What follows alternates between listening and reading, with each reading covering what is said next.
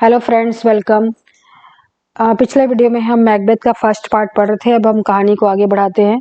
तो हुआ यूं कि मैकबेथ बैंकोक को मारने की साजिश रचने लगता है, बैंकोक और उसके बेटे को। और इस साजिश के तहत वो एक पार्टी का अरेंजमेंट करता है, एक बैंक्वेट बुलाता है। उस पार्टी में सभी लोगों को बुलाता है, नोबल्स को बुलाता है, मिनिस्टर्स को बुलाता है और बड़े बड़े ओहदे में जो रहते हैं उनको बुलाता है, बैंको फिलाइन सबको बुलाता है।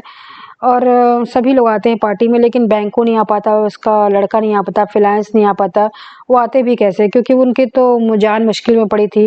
रास्ते में जब वो पार्टी में आने के लिए आते रहते हैं, मतलब घोड़े से आते रहते हैं, तभी उन पे जो मैकबेथ के मर्डरर्स ने अटैक कर देता है।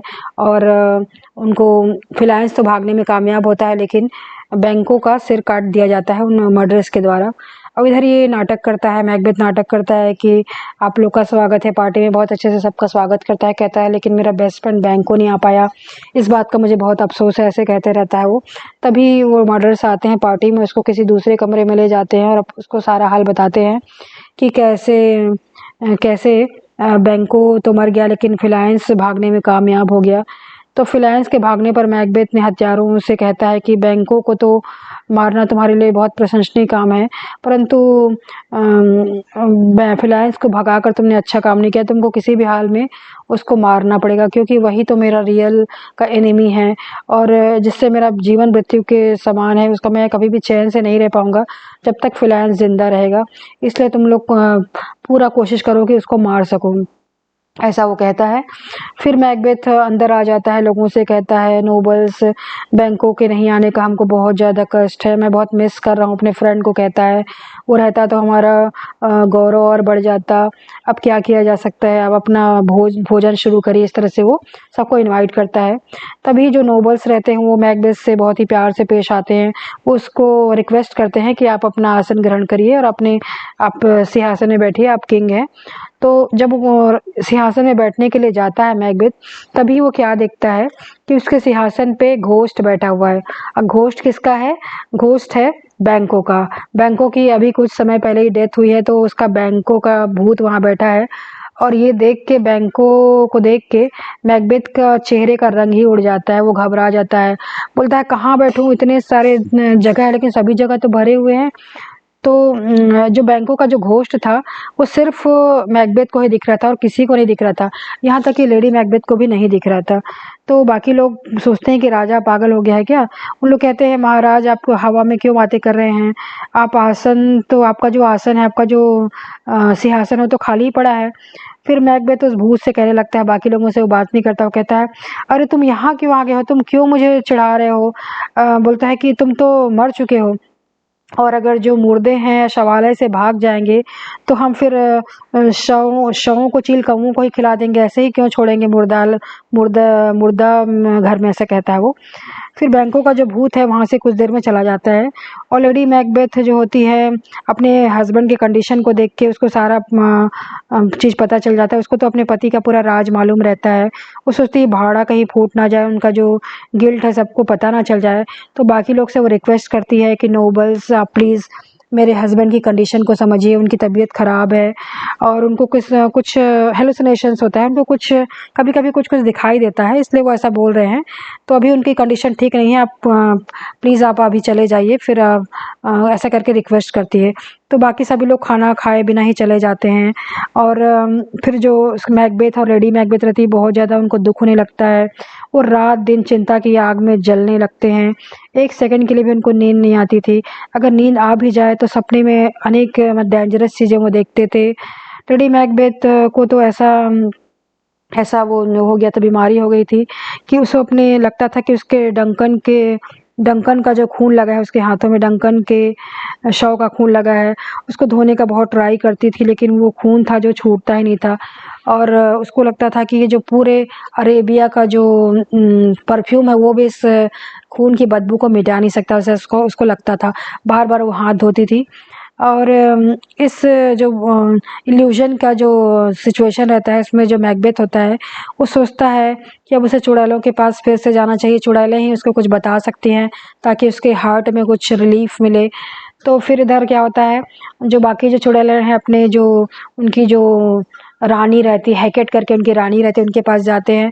तो हैकेट उनको खूब डांटती है, स्कोल्ड करती है और वो कहती है कि तुम लोगों ने ह्यूमन बीइंग्स के अफेयर में क्यों तुमने टांग अड़ाया, तुमने क्यों ये सब प्रोफेसीज की, इसकी वजह से सब कुछ उलट पलट हो गया, इतने सारे मर्डर्स हो गए। तो चुड़ैलें माफ़ी मांगती है और कहती हैं ठीक है, हम अब ऐसा नहीं करेंगे, और बोलती हैं अब हम क्या करें। तो जो उनकी रानी है वो कहती है अब अगर वो मैकबेथ तुम्हारे पास फिर से आएगा तो तुम लोग उसको कोई भी चीज़ सही से नहीं बताना, उसको तुम लोग मिसलीड करना, उसको तुम लोग भटकाना और गलत गलत जानकारियाँ देना, ऐसे कहती है। तो लोग बोलते हैं ठीक है, हम लोग ऐसा ही करेंगी। फिर जो चुड़ैलें रहती हैं उनको मालूम रहता है कि मैकबेथ उनके पास ज़रूर आएगा, इसलिए वो एक भयानक काम में जुट जाती हैं। एक बड़ी सी कढ़ाई चढ़ाती हैं, एक कॉलरॉन कहते हैं उसको, जिसमें वो अपने जो राक्षस देवता, अपने शैतान की पूजा करने के लिए कुछ पकाती हैं। उसमें वो फ्रॉग डालती हैं, चमगादड़, स्नैक का मांस, डॉग का जीभ, छिपकली की टांग, उल्लू के पंख, भेड़िया के दांत, जहरीले पेड़ की जड़ और बकरी का इंटेस्टाइन और मरे हुए बच्चे की उंगली, इन सब को मिलाकर कढ़ाई में कुछ डालती हैं, कुछ पकाती हैं वो। फिर आखिरी में वो बंदर का खून भी डालती हैं और आग को इस तरह से जलाती हैं कि बोलती हैं कि किसी मर्डरर का फैट है, बोलती हैं वो जिससे आग जला रही थी। फिर इस तरह से भयानक चीज़ें वो करते रहती हैं। शेक्सपियर ने उनको वियर्ड सिस्टर कहा है क्योंकि अजीब थी वो, अजीब दिखने में अजीब थी, अजीब काम करती थी वो विचेस, और वो अपने जो शैतान को खुश करने के लिए ये सब कर रही थी। अब ये जब इस काम को कर रही थी तभी मैकबेथ वहाँ अचानक से आ जाता है और कहता है मैं आपसे कुछ पूछने आया हूँ, आप मुझे सही सही आंसर दीजिए। तो चुड़ैलें बोलती हैं हाँ हमको पता है आप आए हो, आपका क्या क्वेश्चन है बताओ। हम लोग बताएं आपको कि हमारा जो शैतान है वो बताएगा। तो बोलते हैं कोई भी बताए, बताओ आप करके। तो उन लोग कुछ कुछ इमेजेस दिखाते हैं, इमेजेस के जरिए मैकबेथ को जानना रहता है कि वो क्या, उसको क्या उसके आगे भविष्य में होने वाला है। तो इन सब फिर जो विचेस रहते हैं एक एक करके मंत्र पढ़ती हैं और घोस्ट को बुलाती हैं। तो सबसे पहले एक कटा हुआ सिर दिखाई देता है और जब मैकबेथ उससे पूछता है तो चुड़ैल कहती है चुप रहो, कुछ मत बोलो, चुपचाप सुनो वो क्या कह रहा है। फिर कटा सिर कहता है कि मैकबेथ मैकबेथ मैकडफ से होशियार रहो। अब मैकडफ कौन था? वो स्कॉटलैंड का एक बहुत ही बड़ा सेनापति था और वो 5 का थेन था और किंग डंकन का बहुत ही ज़्यादा वफादार लॉयल था। तो उससे उसको खतरा था क्योंकि उसको वो चाहता था कि डंकन ही राज करे, ना कि मैकबेथ। अब मैकबेथ कहता है कि यह बताने के लिए आपको मैं बहुत थैंक यू कहता हूँ, पर और तो आगे बताओ, कहता है। इतने में कटा सिर गायब हो जाता है और चुड़ैलें कहती हैं कि अब चुप रहो न, क्योंकि हमारा नेक्स्ट देवता आ रहा है, हमारा गॉड आ रहा है। इस पर खून से लथपथ एक बच्चा आता है और वो कहता है मैकबेथ मैकबेथ तुम और भी ज़्यादा क्रूएल बनो, तुम हार्ड बनो, कठोर बनो और किसी इंसान की तुम परवाह तो बिल्कुल करो ही मत, कहता है। क्योंकि कोई भी इंसान तुम्हें मार ही नहीं सकता, कोई भी मनुष्य जो स्त्री का जना है वो तुमको नहीं मार सकता, मतलब कोई भी स्त्री के से नेचुरल तरीके से जो निकला है तुमको नहीं मार सकता। अब अब मैकबेथ मन में सोचता है अच्छा मैकडफ तुम जिंदा रहो, अब तुम्हारा सारा डर है क्या है, परंतु इस बात को पक्का कर लो कि तुम मुझे मार नहीं सकते, ऐसा वो सोचता है, मन ही मन सोचता है, क्योंकि उसको लगता है प्रोटेक्टेड हो गया है वो।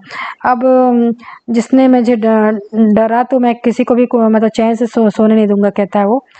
अब वो ये सोचता है कि हर इंसान होता है वो तो स्त्री का ही जना होता है, इसका मतलब मुझे कोई तो मार ही नहीं सकता, ऐसा वो सोचता है वो। अब इसके बाद जो तीसरा देवता प्रकट होता है वो कहता है कि अरे ये क्या, मैकबेथ बोलता है अरे ये तो राजकुमार के समान चमक रहा है और कि इसके सिर पर राजमुकुट भी रखा हुआ है। तो चुड़ैलें कहती हैं तुम चुपचाप रहो और चुपचाप सुनो।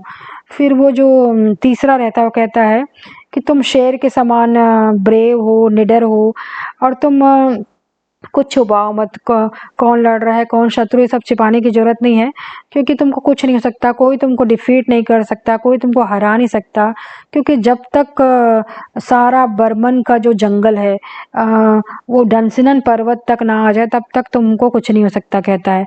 तो एक्चुअल में ये जो डंसिनन पहाड़ी रहती है वहीं पर मैकबेथ का किला रहता है और आसपास का जो जंगल रहता है उसका नाम रहता है बर्नम। तो वो सोचता है कभी जंगल भी चल के आता है क्या किले की तरफ, कहता है। तो सोचता है तो कभी हो ही नहीं सकता, इसका मतलब मुझे कोई हरा भी नहीं सकता, सोचता है अपने मन में, झूठी आशा को वो पाल लेता है। और इस तरह से यही जो चुड़ैलें थी यही चाहती थी। अब इसके बाद ये कह के सारे लोग गायब हो जाते हैं और मैकबेथ खुशी से फूला नहीं समाता। तभी एक और बात हो जाती है और वो कुछ-कुछ सोचते रहता है, तभी उसको रास्ते में मतलब कुछ ऐसी चीज़ें दिखाती हैं, चुड़ैलें ऐसी चीज़ें दिखाती हैं जिससे वो बहुत ज़्यादा परेशान हो जाता है वो। और चुड़ैलें कुछ-कुछ इमेजेस दिखाती हैं, इमेजेस में वो बैंकों का भूत रहता है और बैंकों कुछ किसी-किसी चीज़ को दिखाता है। वो कहता है ये मेरे वंशज हैं। तो इन सब चीज़ों को जब वो बताता है तो जब चुड़ैलें जब बताती हैं तो चुड़ैलों से बहुत ज़्यादा नाराज़ हो जाता है और कहता है अरे अरे तुम लोग कैसा दुखी करने वाला दृश्य दिखा रही हो, इतने राजा और सब बैंकों की संतानें, ये तुम चुड़ैलों, मैं तुमसे कभी नहीं देखूंगा, तुम्हारा मुंह कभी नहीं देखूंगा, कभी तुम्हारे पास नहीं आऊँगा, कहता है। और वो चला जाता है। जब मैकबेथ घर आता है तो उसे पता चलता है कि मैकडफ जो है, मैकडफ जिसने होशियार रहने के लिए चुड़ैलों ने कहा था, और वो क्या करता है, वो डंकन के बेटे के पास चला जाता है, माल्कन के पास। माल्कन इंग्लैंड में रहता था और वहाँ पर एक वो सेना तैयार करते रहता है मैकबेथ के खिलाफ। लगभग 10,000 की सेना बना चुका रहता है वो। अब ये सुनकर, खबर सुनकर मैकबेथ के शरीर में तो बहुत ही ज़्यादा आग लग जाती है, बहुत ज़्यादा वो मतलब उसको बुरा लगता है और वो 2 मर्डरर्स को भेजता है मैकडफ के फैमिली को मिटाने के लिए। तो फिर जाते हैं उन लोग और मर्डरर्स जाते हैं और उसकी पत्नी को, उसके बच्चों को मार डालते हैं और वो मैकडफ को नहीं मार पाते क्योंकि मैकडफ तो इंग्लैंड चला जाया रहता है माल्कन से मिलने। अब इसके बाद जब ये क्रूर घटना होती है, इसको सुन के बाकी सब लोग बहुत ज़्यादा गुस्सा हो जाते हैं, बाकी जो सामंत नोबल्स उसके प्रति बहुत ज़्यादा उन लोग द्वेष रखने लगते हैं। और इतनी हालत हो गई थी, बुरी हो गई थी कि जो सारी की सारी जो जनता थी वो मैकबेथ के खिलाफ हो गई थी। उसके अत्याचार से सब दुखी हो गए थे, हाहाकार मच गया था सब चारों तरफ। राजा को प्रजा के कारण ही तो हिम्मत मिलती है, लेकिन जब प्रजा ही मुख मोड़ लेगा तो फिर राजा का क्या अस्तित्व रह जाता है। तो मैकबेथ बहुत ज़्यादा परेशान रहता है। उसकी जो बची कुची पुरानी सेना रहती है उसमें उसमें लड़ना कोई पसंद नहीं करता क्योंकि वो जान डालते हैं कि ये अधर्मी है, इसमें मोरालिटी का तो नामो निशान ही नहीं है, इस इमोरल आदमी का कौन साथ देगा। और खुलेआम कई लोग माल्कन की सेना में शामिल हो जाते हैं। कुछ लोग उसके अत्याचारों से डरते हैं और छिप छिप कर शामिल हो जाते हैं। कुछ लोग शामिल तो नहीं हो पाते लेकिन मन ही मन ये दुआ करते हैं कि माल्कन की सेना ही जीते और ये मैकबेथ का नाश हो जाए। इस तरह से हर कोई उसके खिलाफ हो जाता है और मैकबेथ सोचता है कि वो शारीरिक रूप से और मेंटल रूप से पूरी तरह से थक चुका है, पूरी तरह से परेशानियों से घिर चुका है और वो अपने मन में कहता है कि मुझे लग रहा है कि मेरी अपेक्षा डंकन तो कई गुना सुखी है। मैं विश्वासघाती हूँ, मैंने उसे मार डाला, लेकिन वो अपने कब्र में तो बहुत ही खुशी से सो रहा होगा और मेरे पास इतने सारे अधिकार हैं, मैं राजा हूँ, लेकिन ये सब पाकर भी मैं दुखी हूँ और मुझे हर आदमी डिसरिस्पेक्ट से देखता है, मुझे हर आदमी हीनता है, मुझे धिक्कारता है। ऐसी हाहाकार और अशांति की हालत में वो लेडी मैकबेथ की हालत और भी बिगड़ जाती है। वो बहुत ज़्यादा कहना चाहिए एम्बिशियस रहती है, लेकिन अब पूरी तरह से गिल्ट से वो घिरी रहती है, तो वो पागल हो जाती है। और एक डॉक्टर आता है उसको देखने के लिए। डॉक्टर आता है, वो सर्वेंट से पूछता है कि कैसी है, क्या बात है, कैसी तबीयत है। तो जो उसकी सर्वेंट है बताती है कि जो उसकी रानी है, मतलब जो लेडी मैकबेथ है, वो रात को कपड़े पहनती है, अपने बॉक्स से कागज़ कलम निकालती है, कुछ लिखती है, उसको पढ़ती है, उसमें मुहर लगाती है, फिर बिस्तर पे चली जाती है, सारा काम सोते सोते ही करती है। तो फिर वो डॉक्टर कहता है ये बड़ी अजीब बीमारी है, सोना और जागना ये कैसे काम हुए। फिर जो उसकी सर्वेंट होती है सारी स्थिति को बताती है कि वो स्लीप वॉकिंग करती है, बोलती है कि एक मशाल लेती है और मशाल लेके वो चलती है और नींद में कुछ कुछ बड़बड़ाती है, बोलती है, बार बार हाथ धोती है और ऐसा बोलती है कि अरे ये दाग तो छूट नहीं रहा है, धब्बे अभी भी बाकी हैं, ऐसा कहती है। फिर उनको धब्बों को चिल्लाती है, अरे छूटो छूटो ये धब्बे, अब छूटो, ऐसा बोलती है। और उसके बाद फिर वहीं पर लेडी मैकबेथ आ जाती है और सारा सीन खुद से होने लगता है। खुद डॉक्टर देखने लगता है वो क्या कह रही है। लेडी मैकबेथ कहती है अरे छूट छूट धब्बे छूटो। फिर अपने हस्बैंड को बोलती है स्वामी आप क्यों डर रहे हैं, हमसे कौन पूछेगा कि डंकन को किसने मारा है, पर आप इतना डर गए हैं और उस बूढ़े में इतनी क्या खूबियां हैं जिसकी वजह से आप उसको मारना नहीं चाहते, ऐसा वो कहती है। अब ये डॉक्टर कहता है सुनो तो वो क्या कह रही है, मतलब उनको ये पता चल जाता है कि इन्हीं लोगों ने डंकन को मारा है। फिर आगे लेडी मैकबेथ कहती है अपने मन में जो बड़बड़ा रही है, वो स्लीप वॉकिंग करते करते बोल रही है मैकडफ की पत्नी कहाँ है? अरे क्या ये हाथ कभी साफ़ होंगे? मेरे हाथ कभी साफ़ नहीं होंगे। पूरी अरेबिया का जो परफ्यूम है मेरे हाथों की बदबू नहीं मिटा सकता। फिर वैद्य जी रहते हैं, जो डॉक्टर रहते हैं, वो कहते हैं अरे ये महारानी तो क्या कह रही है। वो उसको धीरे धीरे सारा चीज़ पता लगने लगता है कि उन लोगों ने किसका किसका मर्डर किया है। डंकन का मर्डर किया है, मैकडफ की वाइफ का किया है। इस तरह से अपने गुनाहों को खुद ही कबूल कर लेती है वो अपने नींद में। फिर लेडी मैकबेथ कहती है अभी भी दुर्गंध आ रही है। फिर डॉक्टर कहते हैं अरे ये तो ऐसा ऐसा इसको डिजीज़ हो गया है कि मैं भी इसको ठीक नहीं कर सकता। मैंने तो पहली बार ऐसा डिजीज़ देखा है। फिर लेडी मैकबेथ कहती है अपने हस्बैंड को, से कह रही है जैसे कि आप घबराइए मत। ये जो बैंकों का जो डेड बॉडी है वो तो शवालय में पड़ा हुआ है, वो वहाँ से आ सकता है क्या? उठ के कभी नहीं आएगा। आप बेकार में डर रहे हैं, ऐसे करके वो कहती है। तो जो डॉक्टर कहता है अरे ये भी मतलब बैंकों को भी इसने मारा है। तो इस तरह से वो सारे राज को खोल देती है। फिर लेडी मैकबेथ ऐसे ही दुखी हालत में अपना जो लाइफ को स्पेंड करते रहती है। डॉक्टर इसका इलाज नहीं कर पा रहे थे और फिर एक दिन वो सुसाइड भी कर लेती है। और थोड़े दिनों में जो मैकडफ रहता है इंग्लैंड से बहुत सारी सेना लेके आता है, मालकन के साथ स्कॉटलैंड पर चढ़ाई कर देता है। मैकबेथ के जो दूत रहते हैं वो आते हैं, आकर इस चढ़ाई की खबर देते हैं। मैकबेथ बिचेस की भविष्यवाणी पर उसको बहुत ज़्यादा भरोसा था कि उसने तो कहा था कि कोई औरत का जना तो मार नहीं सकता उसको, और जब तक जंगल आ नहीं जाता तब तक उसको हरा नहीं सकता। ये सब चीज़ों से वो भ्रमित रहता है। अब वो समझता है कि ये सारी चीज़ों को वो दोहराता है। उसका जो कुकर्म उसके सिर चढ़कर बोलता है। अब उसके जो पाप का घड़ा भर जा रहता है, उसका पाप का घड़ा फूटने वाला रहता है। अब वो बहुत ज़्यादा वो इस विश्वासघाती था, तो वो खुद भी मन में सोचता है मेरे जैसे विश्वासघाती पर कौन विश्वास करेगा। अब उसकी जो पत्नी थी वो भी चली जाए रहती है, एक ही मतलब रहती जो उसको सपोर्ट करती थी। उसके मरने के पहले उनका जो रिलेशन है पूरी तरह से खतरे में पड़ जाता है। उन दोनों आपस में बात भी नहीं करते। लेडी मैकबेथ ही ने अपने हस्बैंड को इस बुराई के रास्ते पर ढकेला था, लेकिन अब पूरी तरह से वो पागल हो जा रहती है मरने के पहले। तो जब लेडी मैकबेथ मरती है तो मैकबेथ पूरी तरह से टूट जाता है, उसके अंदर में जीने की इच्छा ही ख़त्म हो जाती है। वो कहता है कि अब इस ज़िंदगी का क्या फ़ायदा, मुझे भी मौत आ जाए, ऐसा वो सोचते रहता है। लेकिन अपने दुखों की दवाई को करने के लिए वो मौत को चाहता था। तभी क्या होता है कि मालकन की सेना जब पास आ गई करके उसको खबर पता चलती है, तो फिर वो सोचता है कि अब जितनी भी ज़िंदगी बची है उसमें वो एक ब्रेव इंसान की तरह रहेगा और हथियार लेके लड़ाई में वो कूद पड़ता है। थोड़ी देर में एक एजेंट आता है, एक दूत आता है, उसको खबर देता है कि जो बर्नम का जो जंगल है वो उसने देखा कि सारा बर्मन का जो जंगल है डंसिनन पर्वत की तरफ आ रहा है, मतलब उसके किले की तरफ आ रहा है, मैकबेथ के किले की तरफ। अब मैकबेथ बोलता है झूठ झूठ, बिल्कुल झूठ। फिर एजेंट कहता है महाराज झूठे को फांसी, अगर मैं झूठ बोल रहा हूँ तो मुझे फांसी दे देना। कहता है मैंने सच में देखा है 3 मील तक जो बर्नम का जंगल है चल के आ रहा है। मैकबेथ बहुत ही गुस्सा होता है, बोलता है अगर तुम झूठे निकले तो तुमको मैं पेड़ में टांग दूंगा, कहता है फांसी से टांग दूंगा, कहता है लेकिन अगर सच है तो तुम मेरे लिए ऐसा ही करना, तुम मुझे टांग देना, कहता है। अरे ये भागनी चुड़ैल, तुमने क्या प्रोफेसी कर दी, पूरा मेरा लाइफ बर्बाद कर दिया, कहता है कि मैं कहाँ भ्रम में पड़ा था और सब कुछ क्या हो गया, कहता है, और मैंने बेकार में तुम्हारी बातों पे भरोसा किया, कहता है।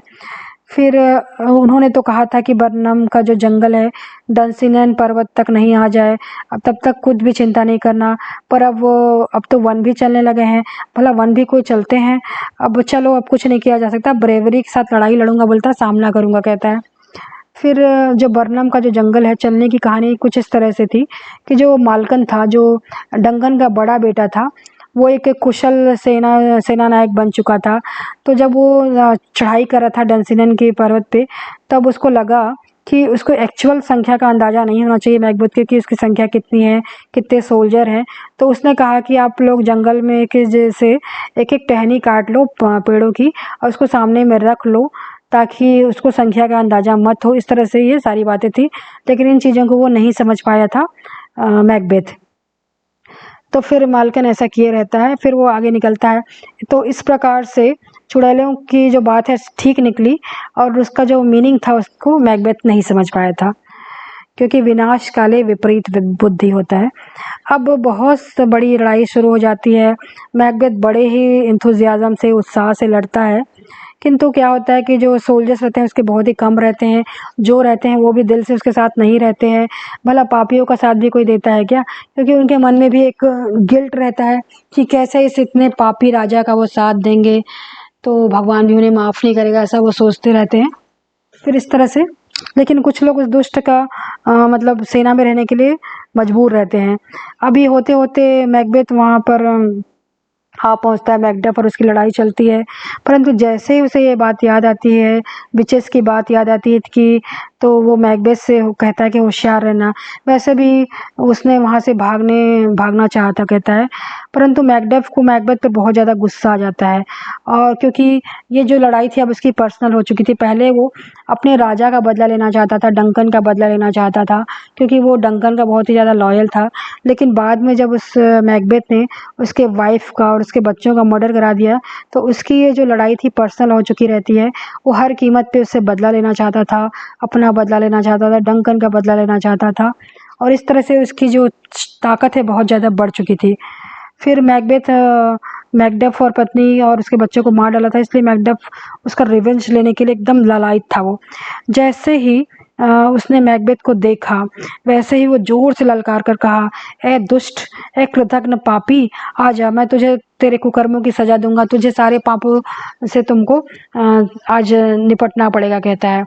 तो फिर मैकबेथ को चुड़ैलों की बात याद आती है। वो बोलता है मुझे तो कोई औरत से उत्पन्न जो भी ह्यूमन बीइंग है उसे मुझे तो मार ही नहीं सकता, और ऐसे कहने लगता है। और मैकडफ, क्यों बेकार की कोशिश कर रहे हो? तुम्हारी जो तलवार है मेरे ऊपर काम ही नहीं कर सकती, कोई भी स्त्री का पैदा हुआ किया हुआ मुझे मार ही नहीं सकता।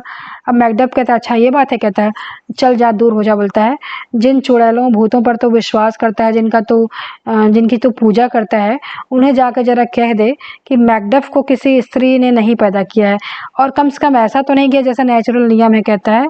किंतु इसके जो जस्ट उलट क्या होता है, मुझे अपनी माँ के पेट से चीर कर निकाला गया है, और मैं बाद में मैं परिपक्व शिशु था कहता है।